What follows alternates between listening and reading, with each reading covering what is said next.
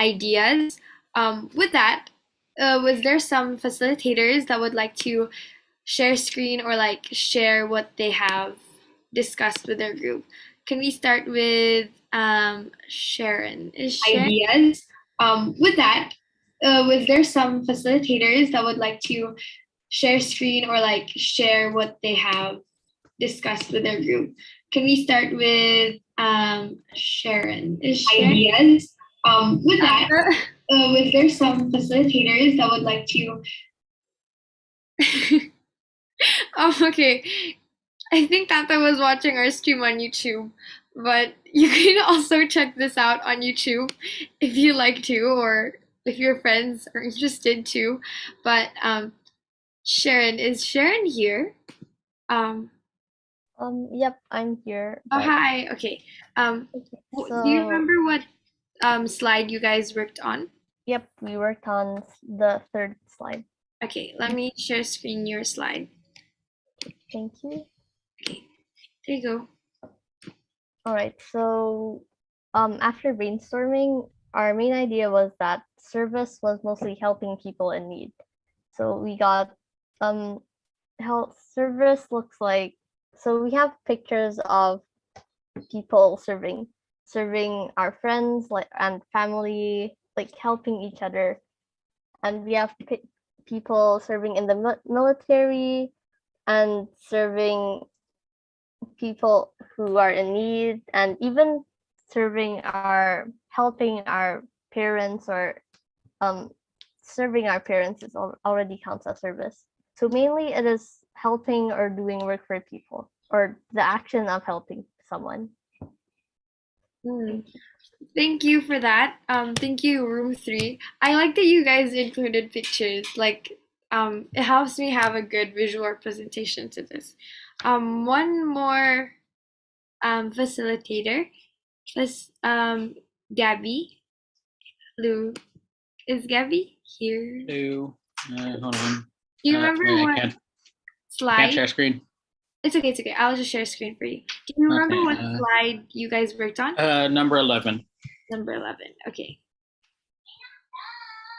Okay, there you go. Let me share screen. Okay, can you please tell us what you guys discussed about? We discussed, so when we were discussing, we collectively agreed that service is helping others and putting others before yourselves. And then, so we got this. Well, I like that.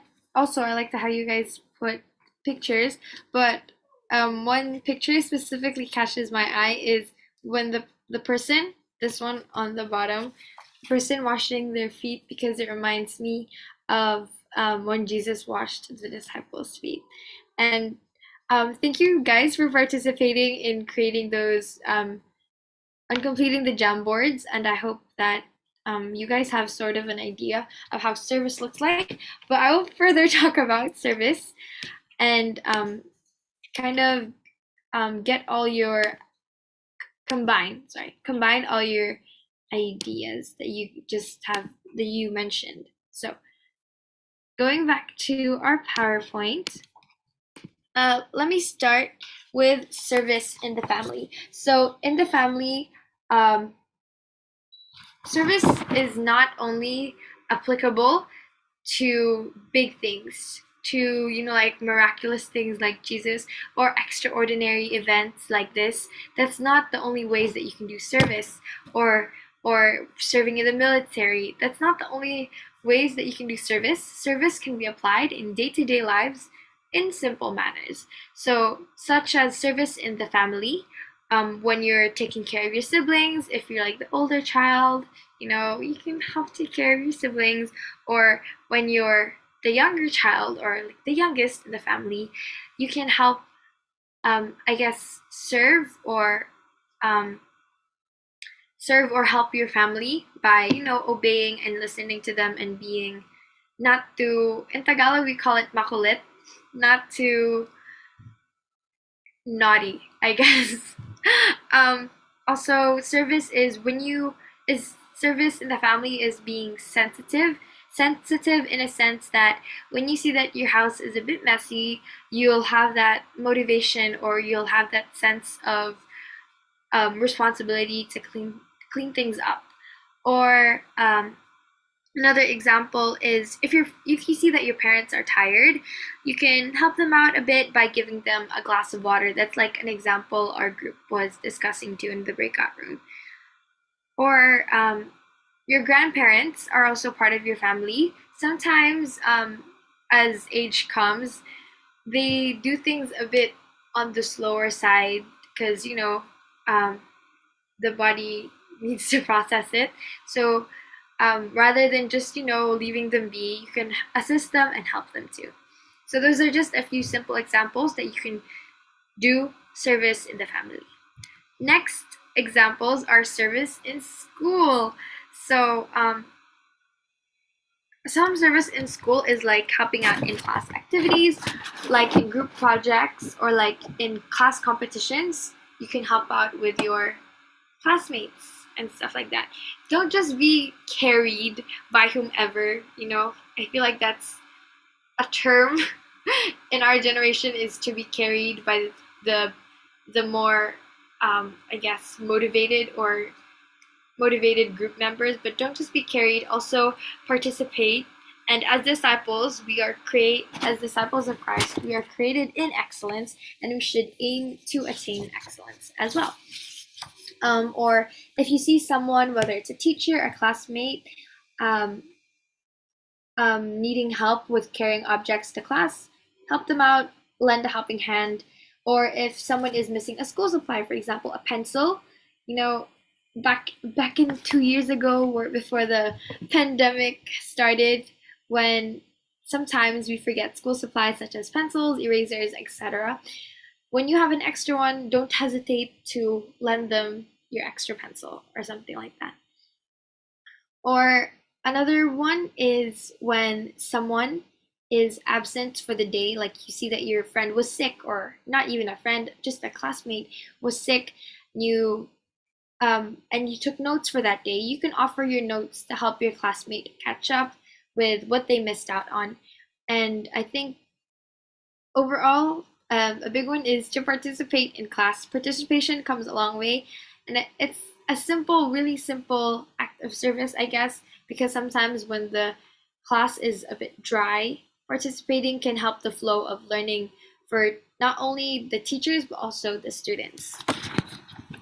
Okay, now service for in the YF and YF community.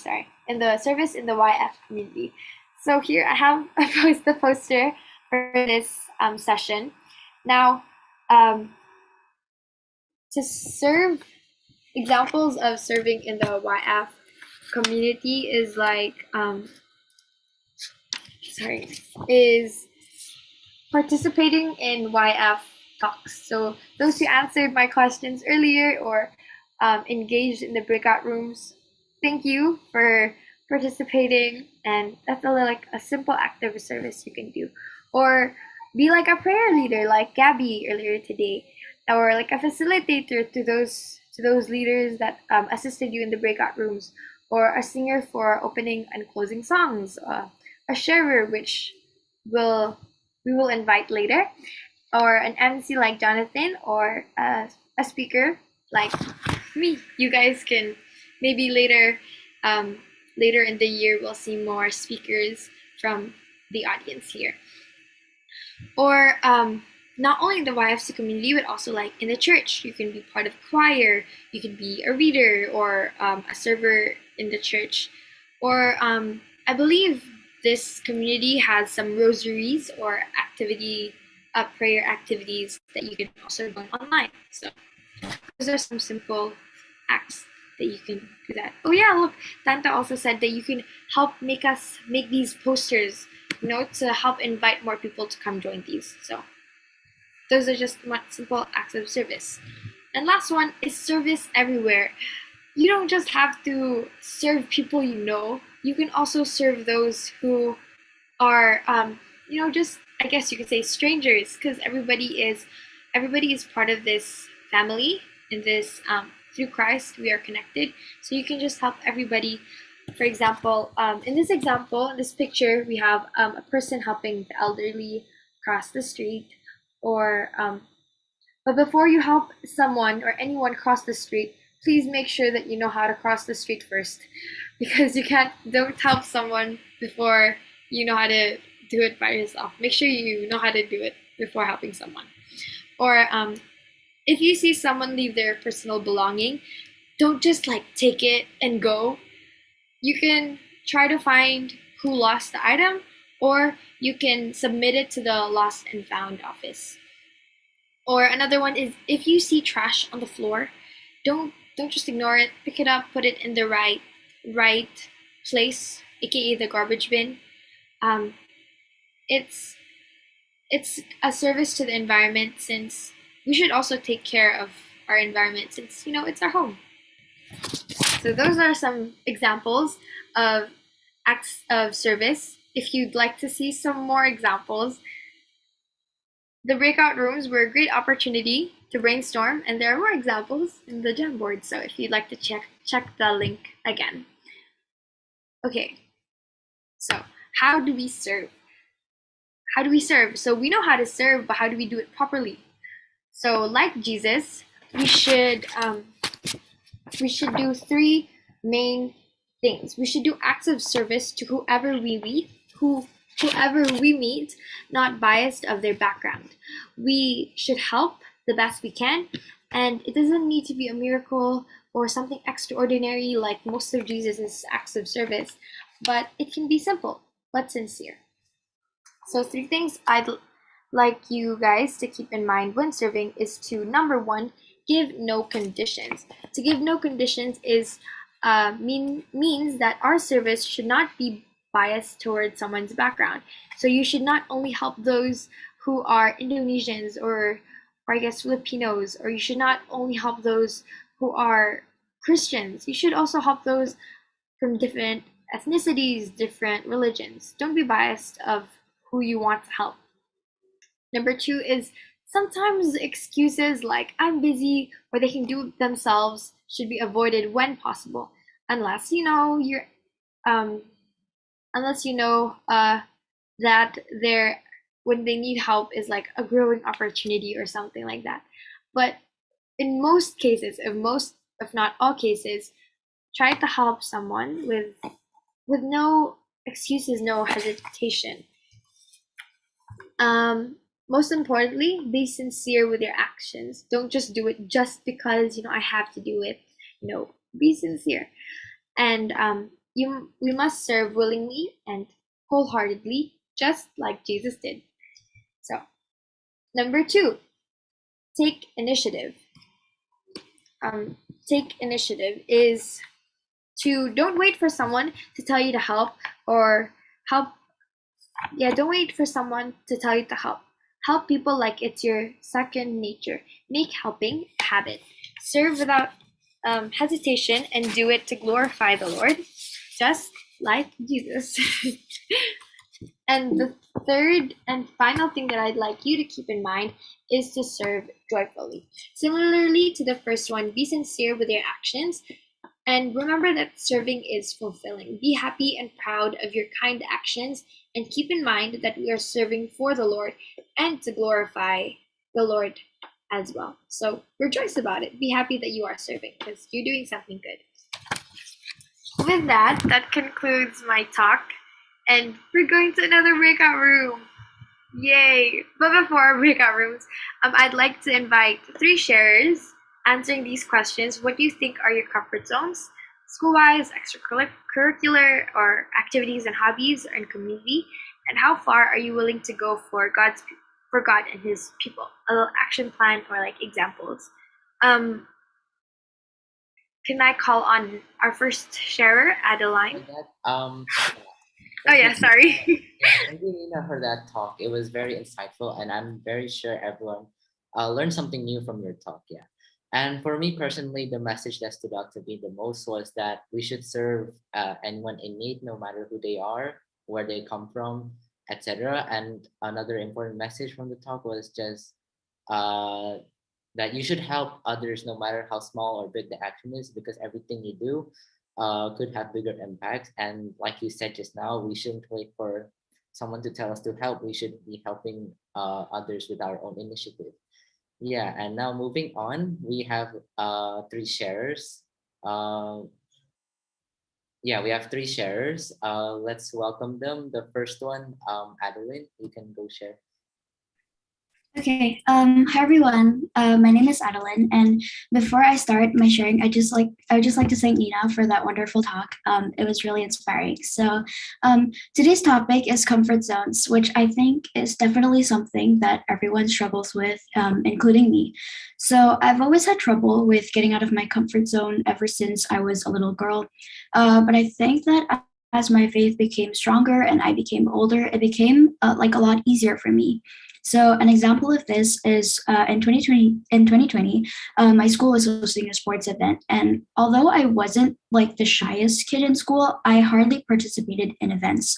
So, but then my teacher suddenly texted me and asked me to be one of the MCs for the event, and this was definitely out of my comfort zone, and it would be my first experience being an MC. So I was still extremely anxious that I was gonna mess up and like make a complete fool of myself, especially since this was going to be in front of a lot of people. And I really didn't want my first experience to be a complete fail and make me not want to do things like that anymore and just kind of make me scared forever of public speaking. So I was kind of just on the verge of declining the offer, but after talking to a couple friends and family members and just praying to God, asking for his advice on what I was supposed to do, I realized I should just take the opportunity and trust that God will help me through my anxiety and my nerves. And I was still kind of on the fence, but then I just thought to myself, like when will I be given another opportunity like this? And I just kind of need to seize the moment and trust in God. So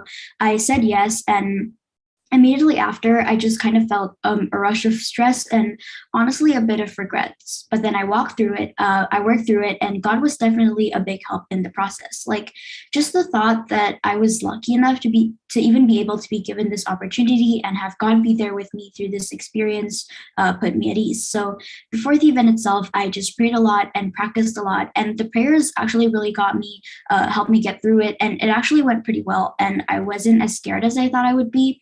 So I guess what I wanted to share to you all is just like, don't be afraid to put yourself out there or do something that might not be in your comfort zone, because it will definitely make you improve and be more confident in the future. Like this experience definitely helped me be more confident in public speaking and made me put myself out there more, because I found that it's not actually as scary as I imagined. And I think that if one of my family members or friends are struggling with getting out of their comfort zone, I would just tell them that it was going to be okay and that God is definitely going to be right there by their side no matter what. And I would pray for them so that they wouldn't be so nervous. And I know that it is definitely scary, but it's honestly worth it in the end to just, take the opportunity, because who knows when you might get another one like that. So that's really all for my sharing. I hope that maybe it gave you a little more insight, but yeah, that's it. Thank you.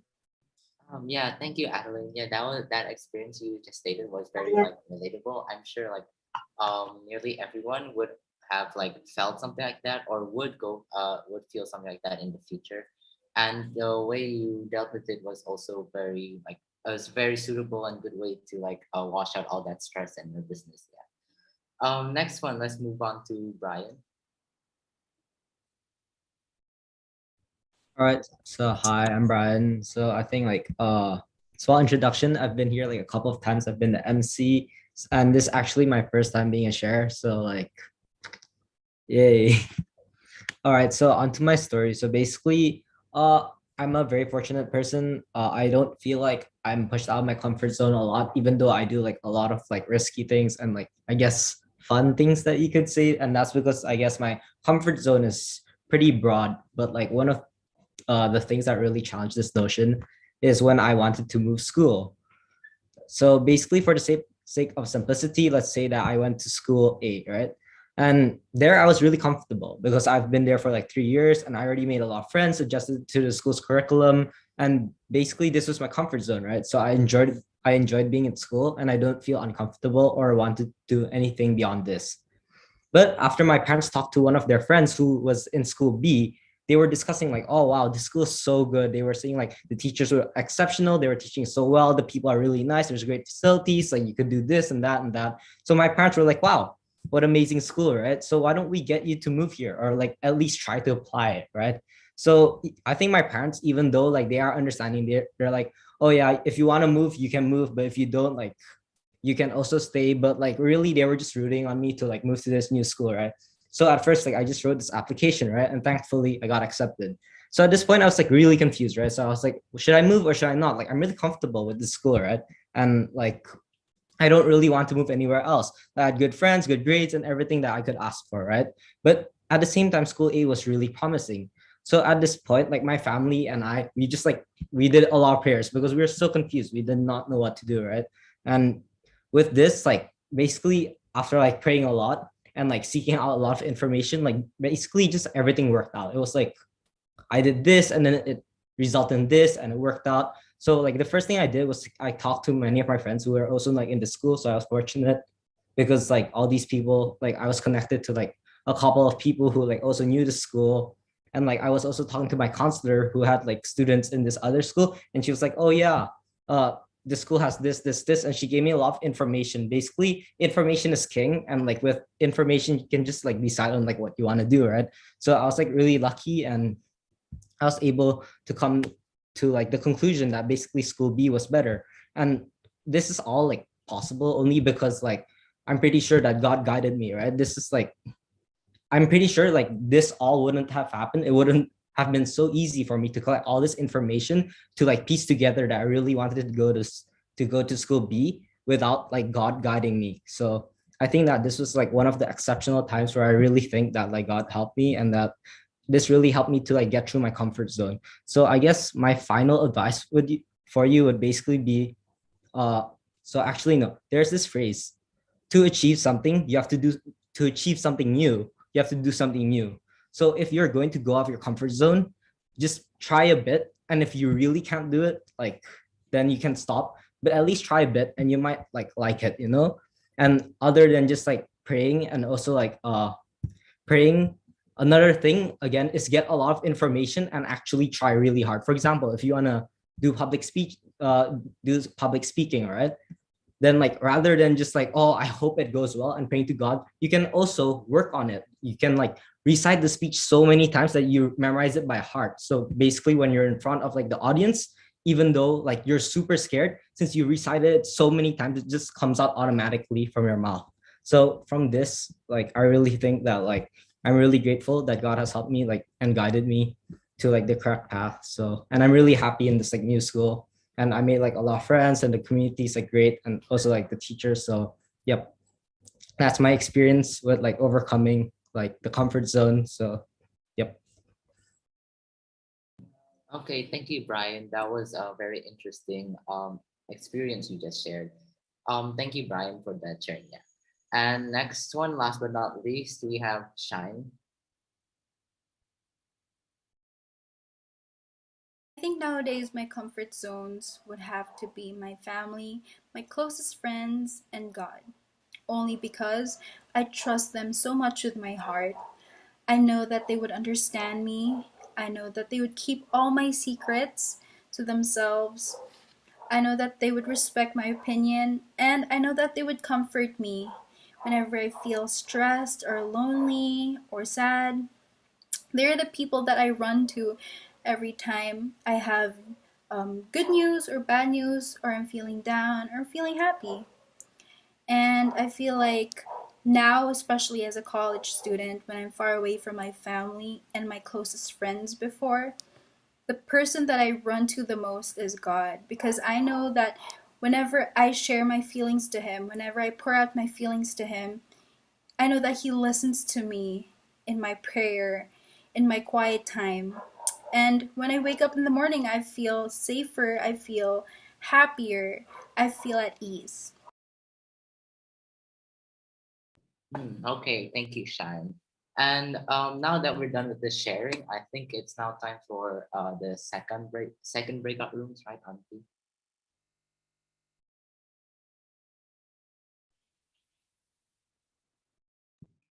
Yes, I think I'll so. open room now. How many minutes, Brother Cyril?